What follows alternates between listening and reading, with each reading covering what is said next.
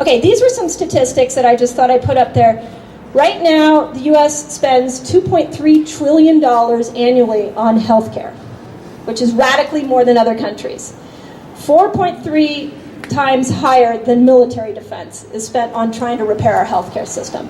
And my favorite one is 75% of all these costs are for chronic diseases, which in my opinion and many other people's opinion can be prevented through lifestyle changes. They're now saying that when people who are having kids now, that they are not going to have the same life expectancy as their parents because of our food and our toxins and everything in our environment. So let's start a little bit with obesity. First thing to know, we are number one in obesity. So I don't think I need to say more than that. It just seems like we need to be doing something different to get us out of that number one rank. Okay, next one. Okay, now this could be a whole nother lecture for me because these statistics to me are a good reason why I'm here because I know I got a lot of parents here. So 20% of 4-year-olds are obese right now. Adolescent obesity has tripled, and if you are an overweight adolescent, you have a 70% chance of becoming an overweight adult or obese adult, okay? I had an experience with my daughter where we're looking through my yearbook, my high school yearbook, a couple months ago, and she said, yeah, it's interesting, nobody was overweight then. And it really, when I started to look at it, and then I compared it to driving to school and drop her off, like if we had an overweight child, it was like, whoa, that was really unusual. Now, you're 20% of 4-year-olds are obese. So you will see me doing more talks on parenting and health because I feel like the only way that I can stand here as a healthy 43-year-old today is because it started with a healthy mom who was committed to teaching me health.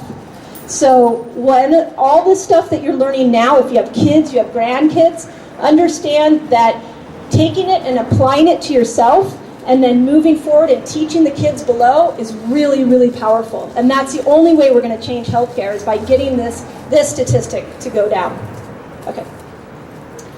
Okay, so here, this could be another button.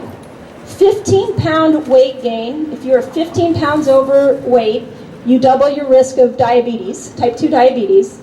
If you're 22 pounds overweight, you increase your chance of heart attack by 75%.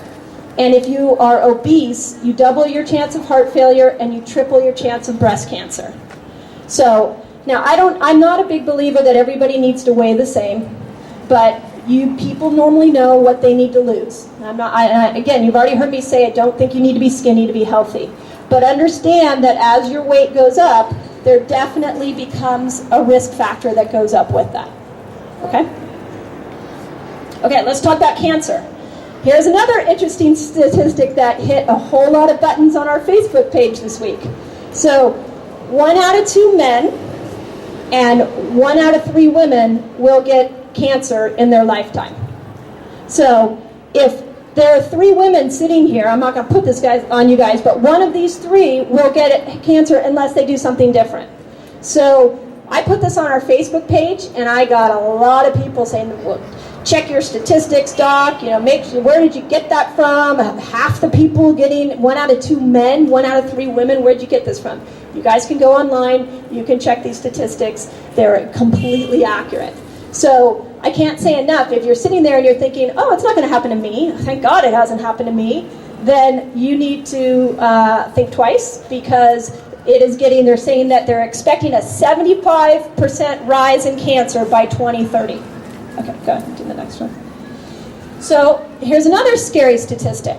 And I don't want to be a downer, but right now, all of us sitting right here, we have somewhere between 100 to 10,000 cancer cells in us right now. Okay? Here's the cool thing. We have an amazing immune system. And that immune system finds those cancer cells and gets them out of your body and gets rid of them. Okay?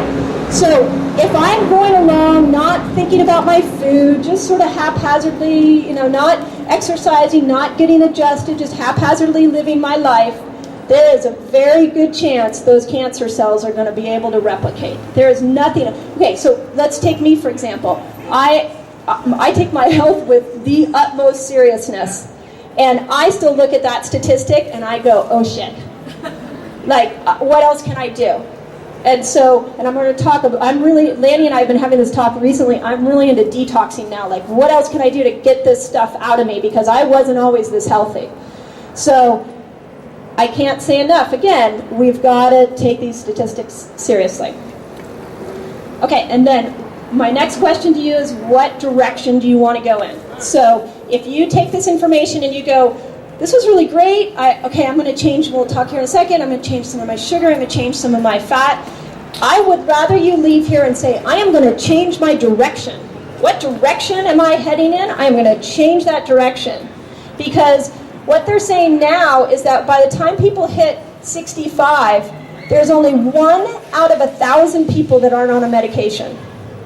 Only 1 out of 1,000 people at 65 are not on a medication. So you get to decide if that's you. So I sit here at 43 and I go, hell no, that's not going to be me, but I put myself in action. So that's what I'm hoping to propel you guys to do.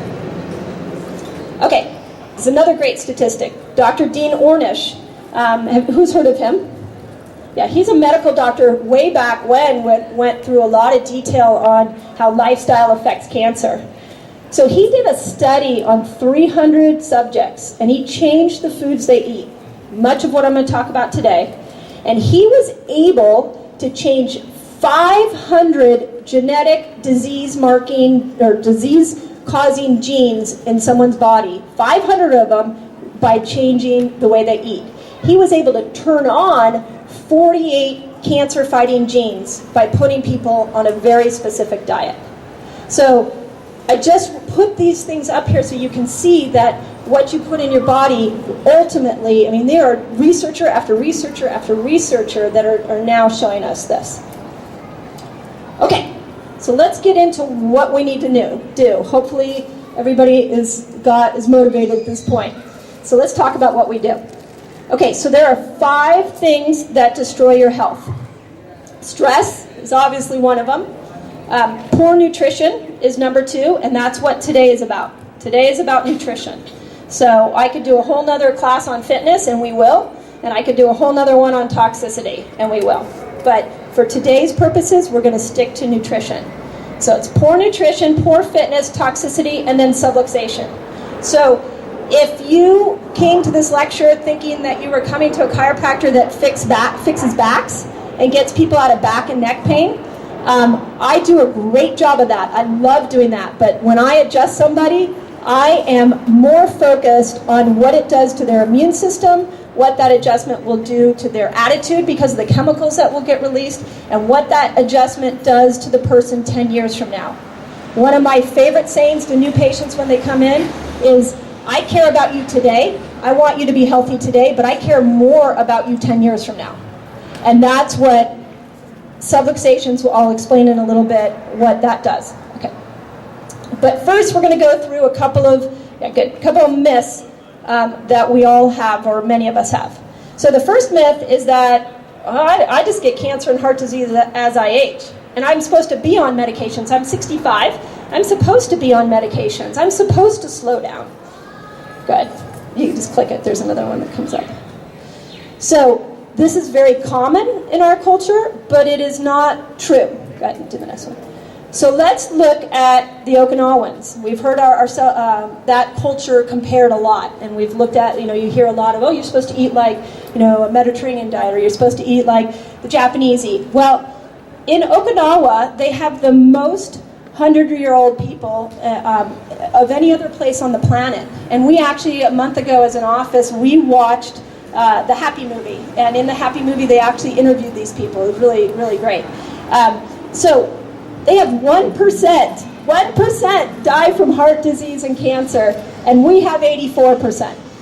So their diet is very much like what I'm going to recommend today. So understand, if you are sitting in that chair thinking, but I'm supposed to be on high blood pressure medication.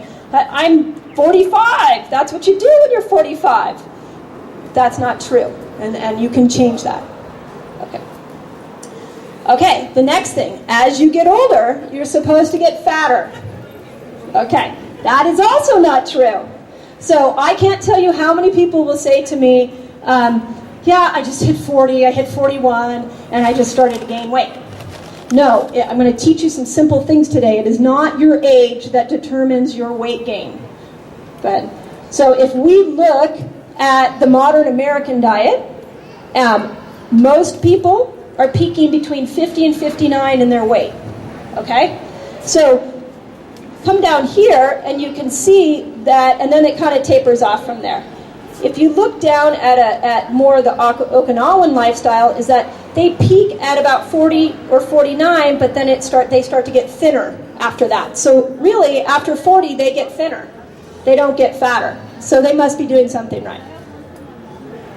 Okay, here's another one I hear. So my mom and dad had heart disease. My mom and dad had breast cancer. I'm going to get it. There's this genetic connection we hear all the time. Okay?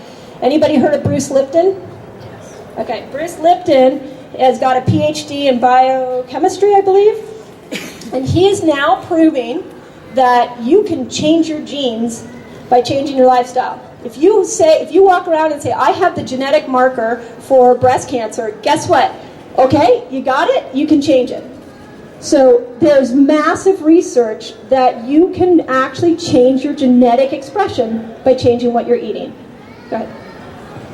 So 5% of all cancer and heart disease comes from hereditary factors. 95% comes from what you're doing day in and day out. It's how we think, it's how we eat, it's how we live, it's what we're doing day in and day out. Okay, so if you haven't figured out now, you get to make the choice. Go ahead. So we're going to jump in, back up one slide for a second. So a lot of what I'm talking about is coming from this book. So in the last 25, 30 years, when I was in undergraduate school, I decided that I wanted to have a degree in exercise physiology and nutrition. And so I started really diving into nutrition at that point, even before my diagnosis. And I have read probably at least 50% of the nutrition books out there. This is one of the best nutrition books that I've ever seen as far as simplicity, as far as current research, and as far as making it applicable. So you can pick it up, you can read it, and you can go forward with it, which is why I have it here in the office. A lot of you had gone on my 90-day plan a few years ago. A lot of that came from this book. And I have some modifications to this book that as I work with you, we will work more closely together on. But if you're serious about changing the way that you eat, I really recommend that you get this book. Okay. One of the things before I dive into the food that I hear from people a lot is, well, I can't afford to eat that way. So what I'm going to tell you today is this might be another button. You're either going to pay for it now or you're going to pay for it later. So medical bankruptcy, people going bankrupt from having these huge diagnoses and having to fight the medical system and co-pays and surgeries, that is a huge problem in our country. If that, you're right, as the siren goes by. If you think, oh, well, I'll deal with that later, I'm not going to I don't need to go to Whole Foods and buy organic, or I'm going to tell you here in a second what a fan I am of organic meat. If you think I'm not going to put the money into that, understand that you either pay for it now or you pay for it later. Lanny's going to talk to you guys in a little bit. We should have kept track, Lanny, of how much you've spent bringing your health back. Do you have an idea of how much it's been? $200,000. So Lanny I'm going to bring her up at the end, but she was diagnosed with breast cancer when she was 40 and has been spending the last 8 years, putting her health back together. And you just heard what she said. She spent hundreds of thousands of dollars getting herself cancer-free. So if I'm sitting in these chairs right now, I'm thinking, oh, I'm going to Whole Foods. I'm buying organic so that I don't have to go down the course Lanny did and spend hundreds of thousands. I'd rather spend $3 for a bag of apples than $1.50. I'd like to make that shift now instead of having to go down that path. The organic free-range chicken at Trader Joe's, and whatever recipe I use, it comes out way better Awesome. than other chicken. Awesome. Never go back to the other chicken. Awesome. I love that. Thank you for sharing that. That's fantastic. Yeah. She said the organic chicken at Trader Joe's is Free range chicken is tasty and cheap.